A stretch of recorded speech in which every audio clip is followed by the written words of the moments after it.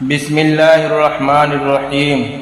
ان حضرت صلی اللہ علیہ وسلم پر وحی کا ابتدائی دور اچھے سچے پاکیزہ خوابوں سے شروع ہوا۔ آپ خواب میں جو کچھ دیکھتے وہ صبح کی روشنی کی طرح صحیح اور سچا ثابت ہوتا۔ پھر من جانب قدرت آپ تنہائی پسند ہو گئے اور آپ صلی اللہ علیہ وسلم نے غار حرا میں خلوت نشینی اختیار فرمائی اور کئی دن اور رات وہاں مسلسل عبادت اور یاد الہی ذکر و فکر میں مشغول رہتے۔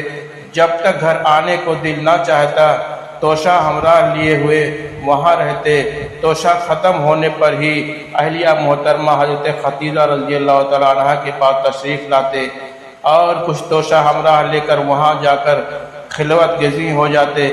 یہی طریقہ جاری رہا یہاں تک کہ آپ پر حق منکشف ہو گیا اور آپ غار حرا ہی میں قیام پذیر تھے کہ اچانک حضرت جبریل علیہ السلام آپ کے پاس حاضر ہوئے اور کہنے لگے کہ اے محمد پڑھو۔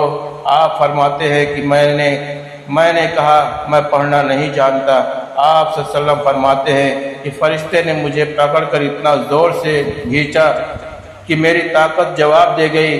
پھر مجھے چھوڑ کر کہا کہ پڑھو۔ میں نے پھر وہی جواب دیا کہ میں پڑھا ہوا نہیں ہوں۔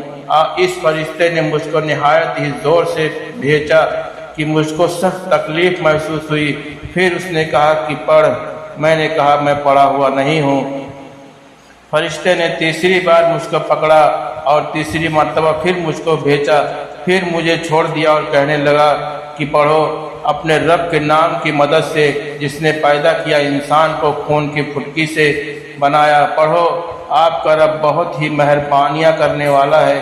پس یہی آیتیں حضرت جبریل علیہ السلام سے سن کر اس حال میں غار حرا سے واپس ہوئے کہ آپ کا دل اس نوخے واقعے سے کانپ رہا تھا۔ آپ حضرت خدیجہ کے ہاں تشریف لائے اور فرمایا کہ مجھے کمبل اوڑھا دو، مجھے کمبل اوڑھا دو۔ لوگوں نے آپ کو کمبل اوڑھا دیا۔ جب آپ کا ڈر جاتا رہا تو آپ نے اپنی زوجہ محترمہ حضرت خدیجہ رضی اللہ عنہا کو تفصیلی کے ساتھ یہ واقعہ سنایا اور فرمانے لگے مجھ کو آپ اپنی جان کا خوف ہو گیا ہے۔ آپ کے اہلیہ محترمہ حضرت خدیجہ رضی اللہ تعالیٰ عنہا نے آپ کے ڈھارس بدائی اور کہا کہ آپ کا خیال صحیح نہیں ہے۔ خدا کی قسم آپ کو اللہ کبھی رسوا نہیں کرے گا۔ آپ تو اخلاق فاضلہ کے مالک ہیں۔ آپ تو کنبہ پرور ہیں۔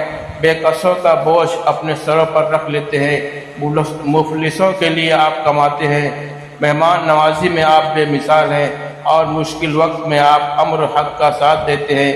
ایسے اوصاف حسنہ والا انسان یوں بے وقت ذلت و خوار کی موت نہیں پا سکتا۔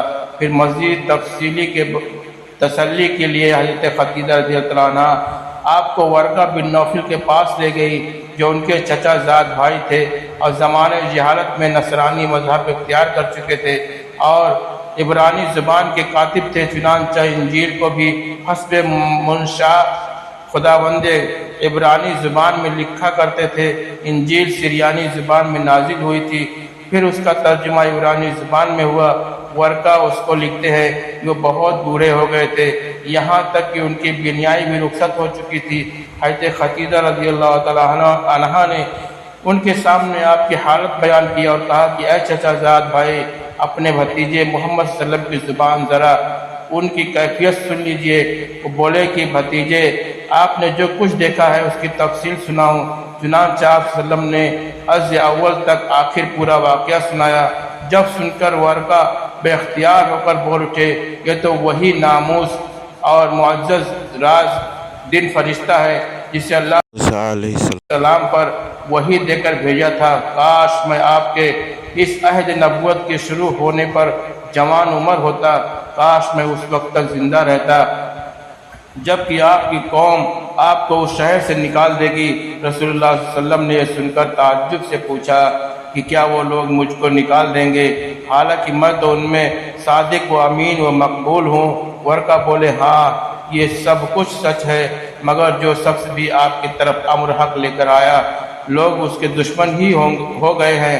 اگر مجھے آپ کی نبوت کا وہ زمانہ مل جائے تو میں آپ کی پوری پوری مدد کروں گا۔ مگر ورقہ کچھ دن کے بعد انتقال کر گئے۔ پھر کچھ عرصے تک وحی کی آمد و رفت موقوف رہی۔